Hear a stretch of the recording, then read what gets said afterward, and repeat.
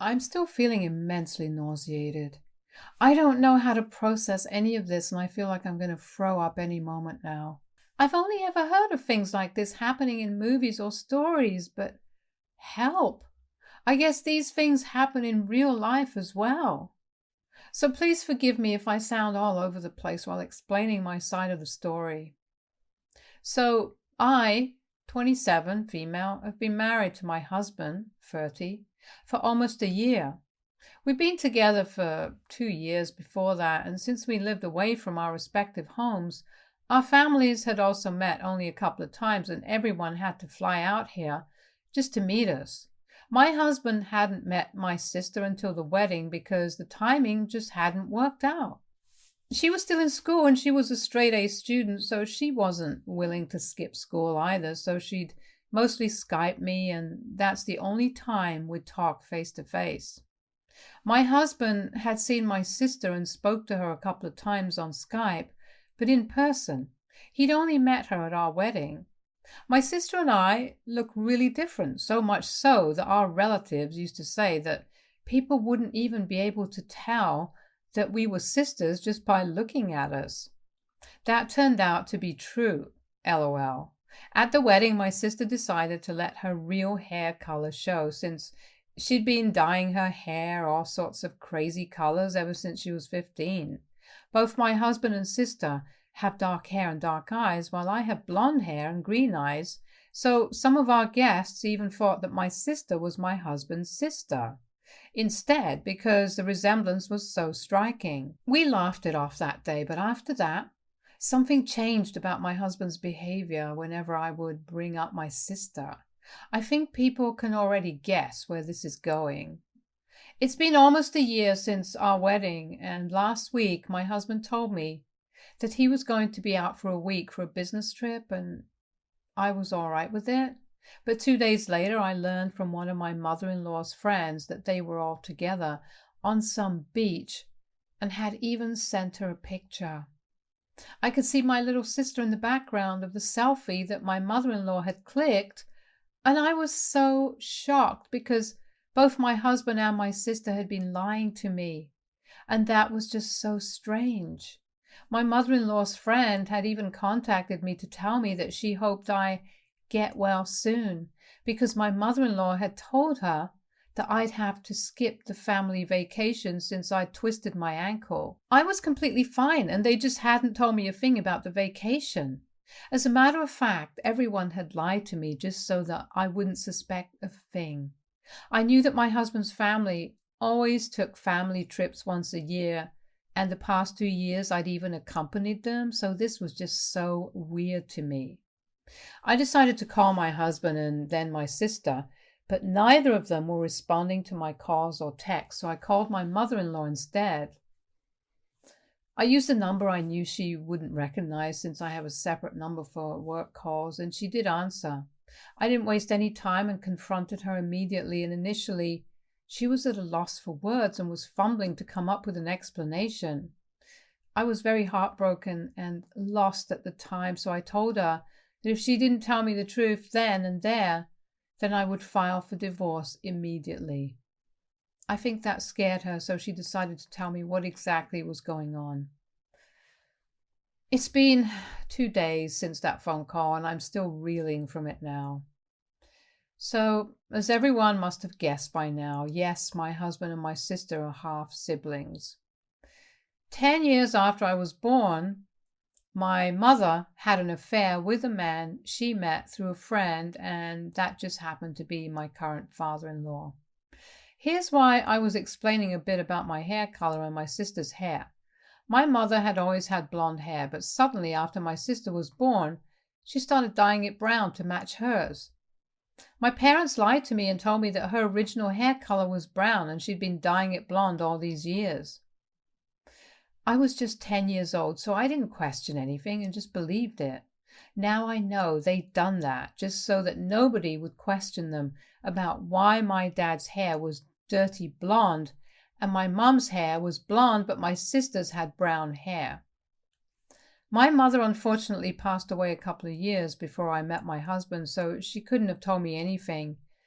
but not even my dad had told me anything about their affair.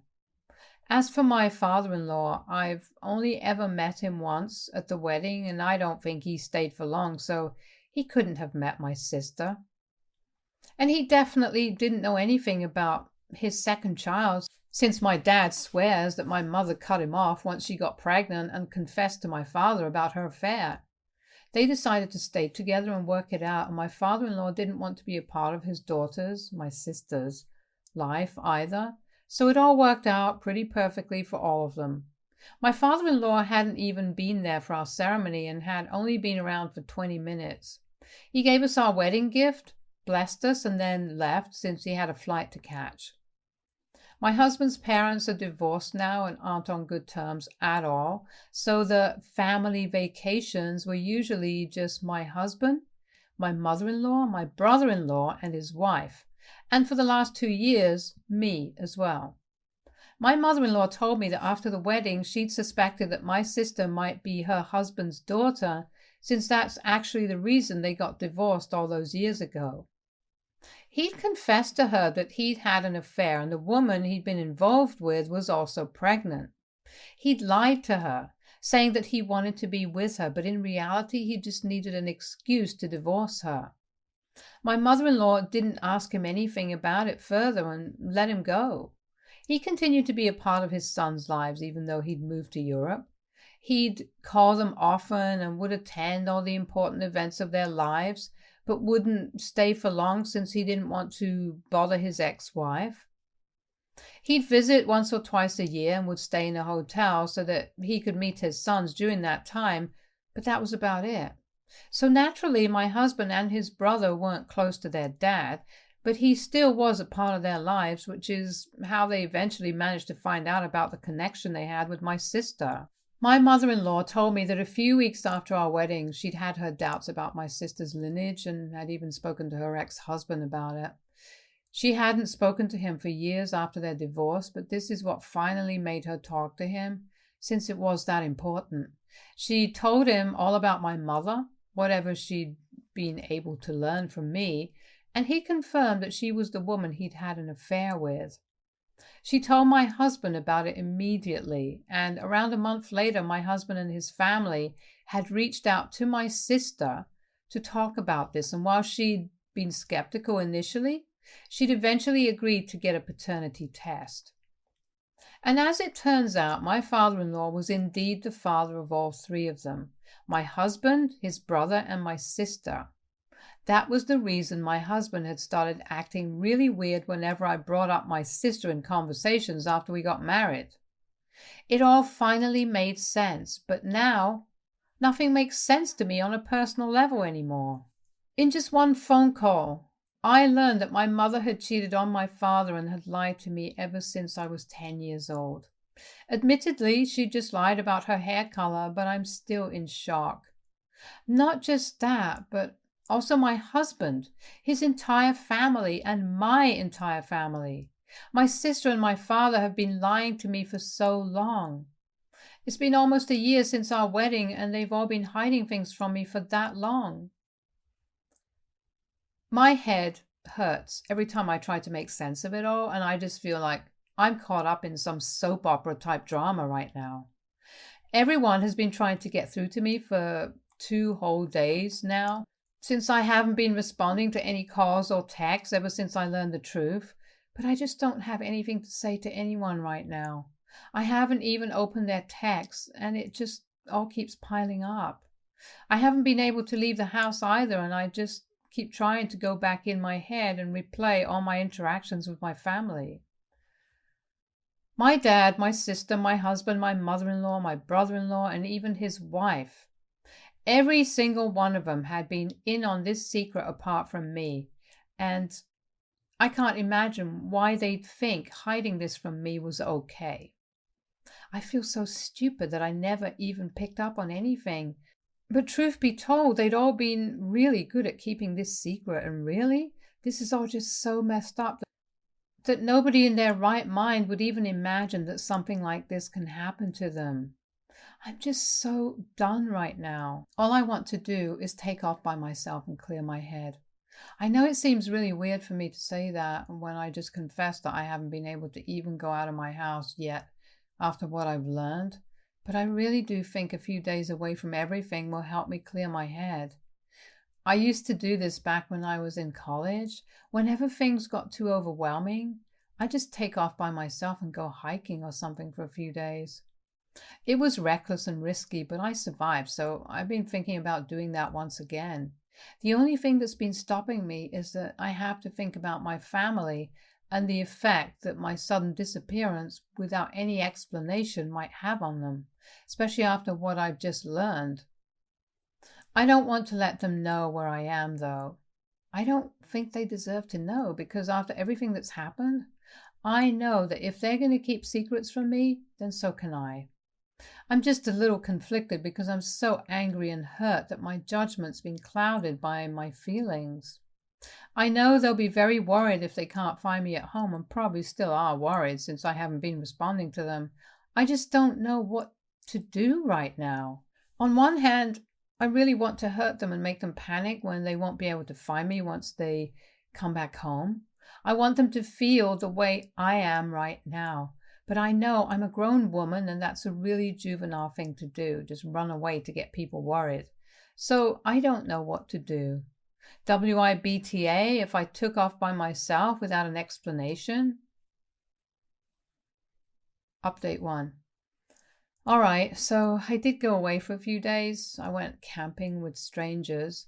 One of my friends organizes these things, and luckily, the day after my post, they were all going to start. So I decided to join at the last minute, and it was a good decision. Being in nature made me forget about my life for a bit. I know this sounds really weird and dramatic, but that's actually what happened, and I'm happy that I decided to do it. I'd also uninstalled all my social media apps and had continued to ignore all calls and texts.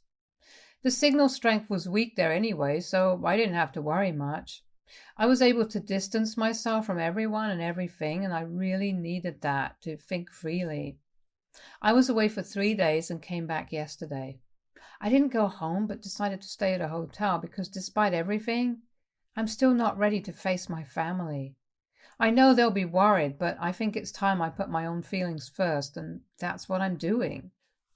I did check out the messages that everyone had been sending me, though. My husband had told me that they'll be back on the very next flight and was apologizing profusely for everything, so I'm guessing that he's back now. I'm kind of glad I didn't go back home yet because I really don't think I want to talk to him right now, let alone forgive him. It's all the same for everyone else as well. Everyone's apologizing and asking me where I am, begging me to respond because they're all really worried. I don't really want to respond to any of them because whatever their intentions were, they still lied to me. I know now that they were all just trying to protect me from the shock of it all, but I'd rather just have found out earlier than this way. They lied to me for a whole year and now they expect me to just forgive them and trust them again? Yeah, right. More than my husband and his family, I'm just disappointed that even my own family lied to me. I don't understand why they felt the need to, honestly. I'm a grown woman and I think I can handle the truth, especially when it's about something like this. And for my husband and his family to just take off on a family vacation with my sister without even bothering to tell me the truth first? Yeah, that's just messed up. I'm hurt and I still feel betrayed by everything that's happening. But being away from everything has sort of put things into perspective as well. This is why, even though I feel considerably lighter, I still feel confused about what to do next. I know they didn't intend to hurt me and just wanted to protect me from the truth, but I also feel so furious that they did even this to me in the first place. Update 2. I finally came back home today and everyone's here. I mean, everyone. My husband, his mom, his brother and wife, my dad and my sister. I was a little taken aback when I was welcomed by everyone, and it was really overwhelming since everyone had pulled me into a hug and was bombarding me with questions about where I'd been and simultaneously apologizing for whatever they'd done. It felt like it was too much for me to handle, so I told them I needed some time by myself right now, and I needed them to calm down because they were overwhelming me and I wasn't in the right emotional state for that. I could see that they were all really emotional, and I won't deny it. I myself felt really emotional as well. I couldn't stop loving these people just because of what they'd done. Yeah, I know they'd all messed up big time, but now that I know their reasons, it's too damn hard to hold it against them. An hour after I came back and had some time to myself to think about what exactly I was going to speak to my family about, I decided to finally talk to them. They were all sitting out there in the living room, not talking to each other, and it really felt like they were at a funeral or something. That's how quiet and solemn the room was, which is how I'm guessing it had been for the most part while I was gone. I felt a little guilty, but then I remembered that I did what I had to and had no reason to feel bad, especially after their lies. Even though I already knew what they were going to tell me, I still decided to ask. Why exactly had they been lying to me? There were a few minutes of silence, but then my dad started talking and he told me that one of the biggest reasons that they'd kept this a secret from me was because they knew how much I loved my mother, and they believed that I wouldn't be able to take the news of her having an affair well enough, which was true. I hadn't been able to take it well because it just sucked that the woman I idolized the most had cheated on my father. I loved her more than life itself, but after that, I just didn't know what to think of her anymore. And I think everyone present in that room knew that my mother's infidelity would be the biggest shock for me. They'd been lying to me so that I'd be able to preserve my mother's memory and wouldn't let this piece of information ruin it for me. Because despite everything, she'd always tried to be a good mother, and I'll concede she was a great mom. But it still sucked that they'd lied to me for so long and had even gone on vacation without me.